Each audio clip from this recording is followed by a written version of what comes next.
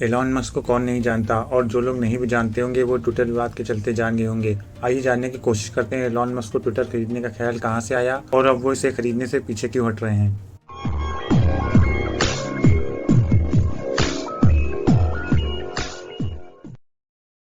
4 अप्रैल को Elon Musk ने 9% के आसपास ट्विटर के शेयर खरीदे और फिर उन्होंने कहा कि अब मैं पूरा ट्विटर ही खरीदूंगा। शायद पूरा ट्विटर खरीदने का ख्याल उन्हें इसलिए आया होगा क्योंकि ट्विटर पर सुन लिया जाता है। कुछ देशों की सरकार ही ट्विटर से चल रही है। अगर ट्विटर पर आपके फॉलोअर्स अच्छे हैं तो खुद को लकी समझिएगा, क्योंकि इसका मतलब लोग आपकी आइडियोलॉजी और आपके व्यक्तित्व से काफ़ी प्रभावित हैं। एलॉन मस्क ने ट्विटर को 44 बिलियन अमेरिकी डॉलर ऑफर किए और कहा कि ट्विटर को मुझे बेच दें, ट्विटर की 100% ओनरशिप मेरी रहेगी, यानी ट्विटर प्राइवेट हो जाएगा। ये सुनकर ट्विटर के जो बोर्ड मेंबर थे उनमें खलबली मच गई। किसी भी कंपनी को उसका बोर्ड चलाता है, यानी बोर्ड मेंबर। अब ये बोर्ड मेंबर कौन होते हैं? बोर्ड मेंबर उन व्यक्तियों का समूह होता है जो किसी कंपनी का मुख्य रूप से संचालन करते हैं। ये कंपनी के कर्ता धर्ता होते हैं। एग्जाम्पल के लिए मान लीजिए आपने एक कंपनी स्टार्ट की, तो अभी इस कंपनी की 100% ओनरशिप आपके पास है। उसके बाद मान लीजिए फ्यूचर में आपकी कंपनी बहुत बड़ी हो जाती है और आपने अपनी कंपनी रजिस्टर करवा ली और अब आपको फंडिंग की ज़रूरत है। तो अब ये बोर्ड मेंबर्स क्या करेंगे? ये आपको पैसा देंगे और बदले में आपसे इक्विटी ले लेंगे। तो जैसे जैसे आप इक्विटी डाइल्यूट करते जाएंगे वैसे वैसे बोर्ड बड़ा होता जाएगा। मान लीजिए आपने 50 करोड़ रुपए लिए और 50% इक्विटी डाइल्यूट कर दी, फिर उसके बाद कुछ पैसे लिए और कुछ % इक्विटी डाइल्यूट कर दी। तो ऐसे आप 8 से 10 लोगों को लेकर आ गए जिन्होंने आपकी इक्विटी ले ली और बदले में आपको पैसे दे दिए। सीधे तौर पर आप प्रॉपर्टी का एग्जांपल भी ले सकते हैं। मान लीजिए आपका कोई बड़ा मकान है, उसमें बहुत सारे कमरे हैं, उन कमरों को आपने बेच दिया। लोगों को आपने अपने मकान के कमरे बेचे हैं, अब वो उसमें रहने के लिए आएंगे, तो ये आपके घर के मेंबर्स हो गए, यानी बोर्ड मेंबर्स। तो हर कंपनी का बोर्ड मेंबर होगा जो पब्लिक होगी।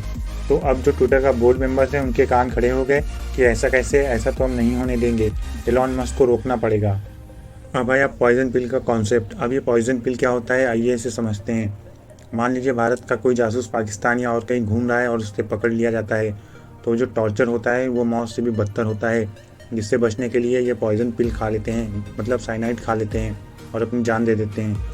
तो पॉइजन पिल का मतलब है हम अपने आप को मार लेंगे लेकिन तुमको एक एडवांटेज नहीं देंगे, कोई इन्फॉर्मेशन नहीं देंगे। यही ट्विटर ने कहा था कि हम यही करेंगे।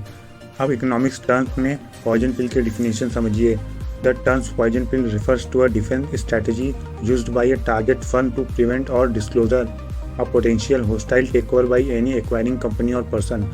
तो ट्विटर ने कहा था कि हम कंपनी नहीं बिकने देंगे, भले हमें खुद को ख़त्म करना पड़े। ट्विटर के एक शेयर की कीमत लगभग 3,500 रुपये है। तो अब पॉइजन पिल के तहत ट्विटर को फ्रेश न्यू शेयर इशू करना था और जो बाकी के शेयर होल्डर्स हैं उनको कम दामों में बेचना था।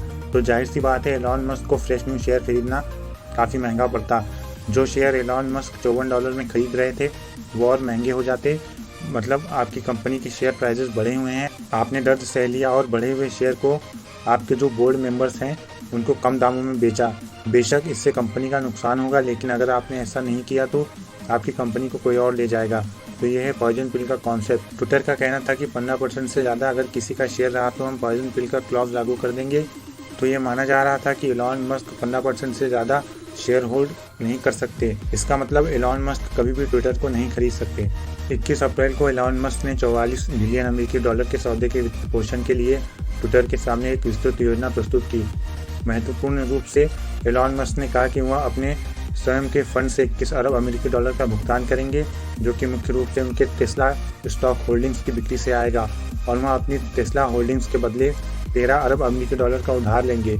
एक ठोस वित्त पोषण योजना को देखते हुए ट्विटर के बोर्ड ने 25 अप्रैल को मस्क के प्रस्ताव को स्वीकार कर लिया था।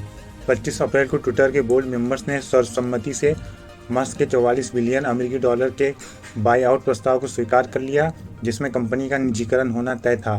तब चिराग पासवान ने कहा था कि हम 44 बिलियन डॉलर में ट्विटर को बेचने के लिए तैयार हैं, हमने एलॉन मस्क के प्रस्ताव को स्वीकार कर लिया है। डील स्वीकार होने के बाद एलॉन मस्क ने कहा था कि हम ट्विटर को नया और बेहतर बनाएंगे, स्पैम को हटाएंगे, हम स्पैमर्स को एकदम दूर करेंगे और मैं सबसे बेस्ट ट्विटर को बनाऊंगा, एल्गोरिदम्स को बिल्कुल कमाल का करूंगा, स्पैम बॉट्स को खत्म कर दूंगा और ट्विटर को नेक्स्ट लेवल पर लेकर आऊंगा। लेकिन अब एलॉन मस्क ट्विटर को खरीदने से पीछे हट रहे हैं। आइए इसका कारण जानने की कोशिश करते हैं। एलॉन मस्क ने जब से कहा है कि वे टेस्ला के शेयर को बेचकर ट्विटर खरीदने के लिए 44 बिलियन डॉलर का फंड इकट्ठा करेंगे, तब से इसके शेयरों में भारी गिरावट आई है। निजी तौर पर एलॉन मस्क को 60 बिलियन अमेरिकी डॉलर का नुकसान हो चुका है। हाल ही में एलॉन मस्क ने चिंता व्यक्त की कि 20% ट्विटर खाते फर्जी हैं। उन्होंने जो पेशकश की थी वो ट्विटर के ग्राहकों की असली संख्या के आधार पर थी और वह इस सौदे को लेकर तब तक आगे नहीं बढ़ेंगे जब तक ट्विटर इस बात का सबूत न दे दे कि ट्विटर पर 5% से कम खाते ही फर्जी हैं। क्योंकि एलॉन मस्क को 60 बिलियन अमेरिकी डॉलर का नुकसान पहले ही हो चुका है। जो ट्विटर खरीदने के लिए उन्होंने बोली लगाई थी उससे 16 बिलियन ज़्यादा हैं। एलॉन मस्क एक चालाक व्यवसायी और एक चतुर वार्ताकार हैं। उन्हें शायद इस बात का एहसास हो गया है कि ट्विटर इस लायक नहीं है कि उसका पीछा किया जाए और उन्हें इस सौदे से फ़ायदे से ज़्यादा नुकसान होने के आसार ज़्यादा हैं। आपको ये वीडियो कैसा लगा कमेंट करके हमें ज़रूर बताएं। अगले वीडियो में मिलेंगे किसी और नेक्स्ट टॉपिक पर।